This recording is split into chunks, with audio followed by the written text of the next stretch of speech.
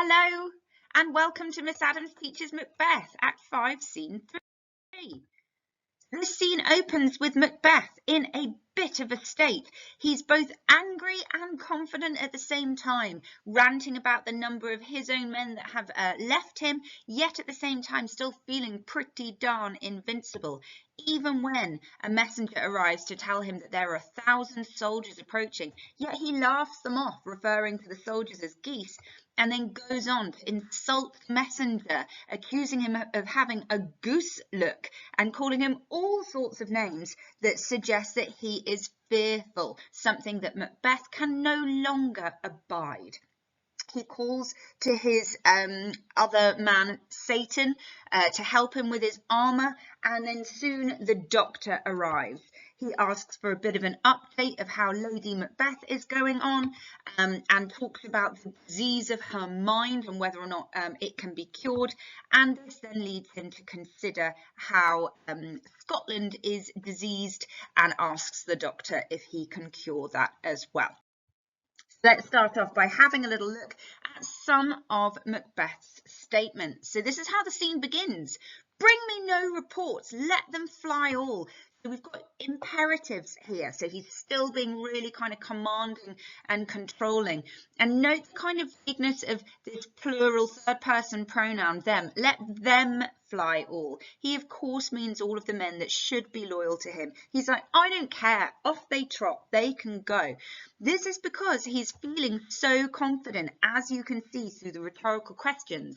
What's the boy Malcolm? Was he not of woman born? So he's using those prophecies as a way to kind of harness his confidence. And note how he's diminishing Malcolm by referring to him as a boy. He doesn't even see him as a man, so certainly not someone who can contend with him. We can see here again the idea of his confidence. He says, the mind I sway by and the heart I bear shall never sag with doubt nor shake with fear.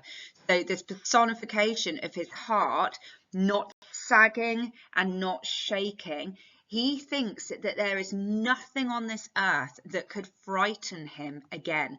He's using hyperbole here to say that there's nothing in the world that would be able to do this. And we'll see if that's true in a couple of slides' time. Okay, as the little lad, messenger, comes to give him this message that there are 10,000 soldiers, sorry, I said 1,000 before, I meant 10,000 soldiers heading his way. He says, the devil damn thee black, thou cream-faced loon, go prick thy face and over-red thy fear. So it's very horrible to him. And note the way that that aggression comes through with the plosive alliteration in the devil damn here, and here. So we've got that plosive alliteration, and then other plosive sounds, although not alliterative. Now we've got colour symbolism in this scene. So we've got the devil damn thee black, thou cream-faced loon, and then over-red thy fear. So he's pointing out that the boy is pale, not in a kind of innocent good way, in a terrified way. So he looks ill with fear, and he would rather him be damned black or have red in the face. So when he says go prick thy face and over red thy fear, he wants him to sort of pinch at his face to get colour in his cheeks, because the colour symbolism of white is all to do with fear, and Macbeth just doesn't want to see that. Note the forcefulness that he orders this little lad around with, using his imperatives, go prick thy face. And again, back to that colour symbolism, we've got that juxtaposition between white and black and white and red. Again, reminding us that Macbeth just doesn't want to see fear. Now, when you are watching this in a theatre and you don't have the text in front of you, this little moment is quite confusing, because this name here, you say it's Satan. So if you didn't see the spelling there, you might think in this moment that Macbeth is actually calling out to the devil, to Satan himself. This is what you call a homonym. So it's a word that sounds the same as another, but is actually spelt differently. I think Shakespeare does this deliberately, just to be ambiguous. He wants the audience to be deliberating. Is Macbeth that far gone? Is he mad? Is he actually calling to the devil? And then there's quite a bit of juxtaposition between this sort of mad, shouty exclamative and then the declarative nature of this metaphor and colour symbolism. He says, I am sick at heart when I behold my way of life has fallen into the sere, the yellow leaf. I have cut out a couple of little bits from the quote, so this is something stitched together just for you to be aware of. So here he sounds sort of depressed, almost verging into sort of nihilistic. So he's saying he's sick, he's tired, his life has fallen into the sere. This means to be withered and aged. And then we've got the colour symbolism of yellow, as in, if you think about when leaves turn yellow, it's moving to autumn, to the kind of end of the life cycle. So this metaphor is all about Macbeth's awareness, despite his overconfidence, that he feels like he is approaching the end of his life. It sounds like he is tired of life in this moment. And he actually explains why to a degree in this little moment here. He's talking about the end of his life and how honour, love, obedience, troops of friends, I must not look to have. So he recognises through this asyndetic listing, so we've got this list of things here without any ands, emphasising all of the things that most people expect. And note that they are all really positive: honour, love, obedience, and troops of friends, you know, lots of friends. He realises that he cannot have those. Instead, what he gets is curses, not loud but deep. He gets mouth honour, this metaphor, mouth honour, meaning the honour or the respect that he is given is only mouth deep, as in it's not really felt. What is felt is the curses that aren't loud because no one can criticise him to his face, but they're deep, they're felt. You've got this real kind of juxtaposition between what most people expect and what he is left with, and he recognises that that's not the way to live. This is why he has grown tired of life.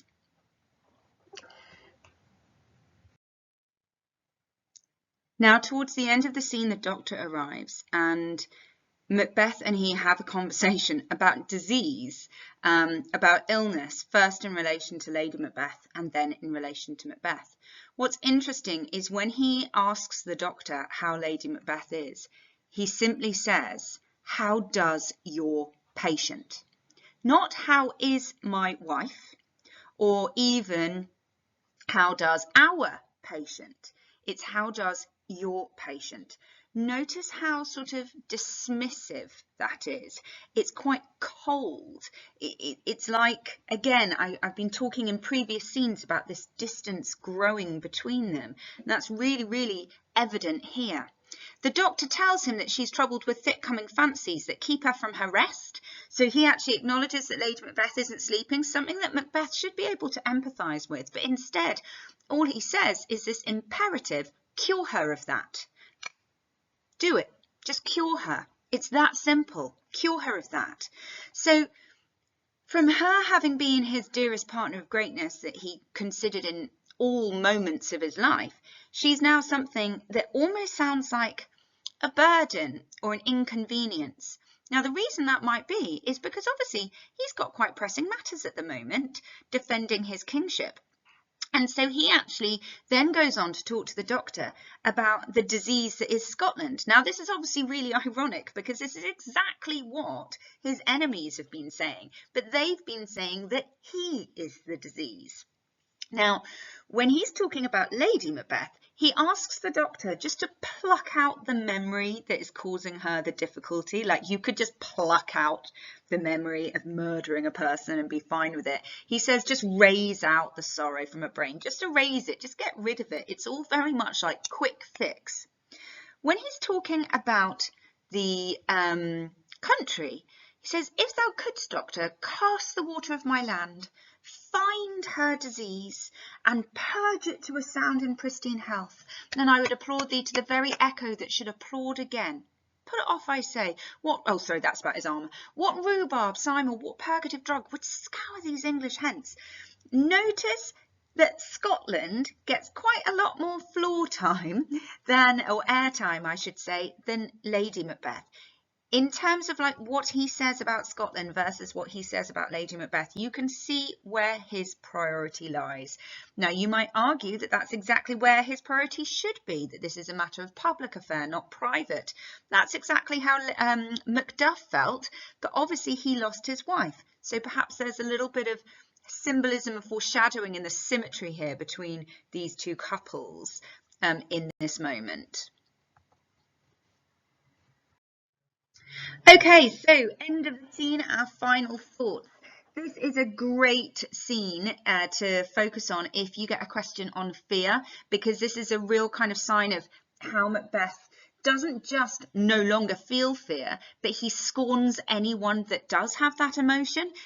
The sight of fear in one of his men or one of his servants actually makes him livid with rage because he sees it as such a sign of weakness.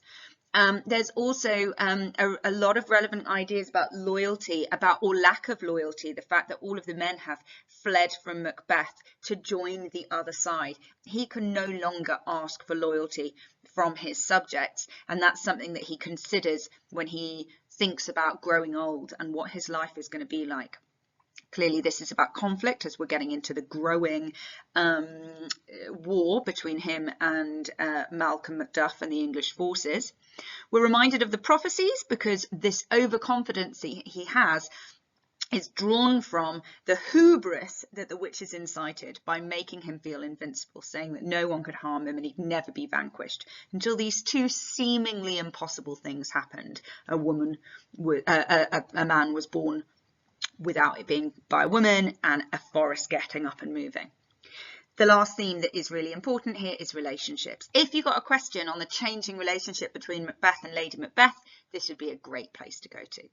Hopefully that was helpful or interesting for you. Any questions, just drop them in the comments and I will do my best to come back to you. If you haven't subscribed, please do so. Otherwise, thank you for watching and happy revising.